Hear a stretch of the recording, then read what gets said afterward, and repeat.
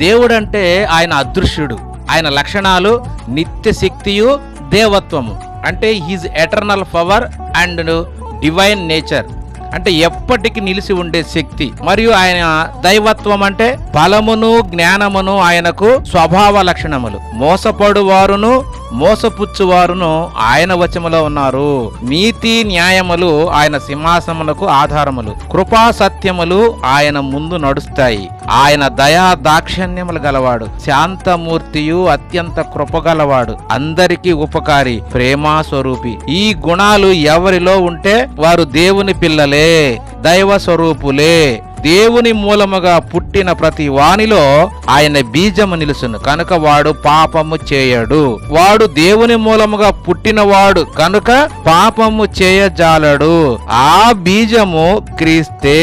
క్రీస్తును నీలో చేర్చుకో, పాపము మానుకో.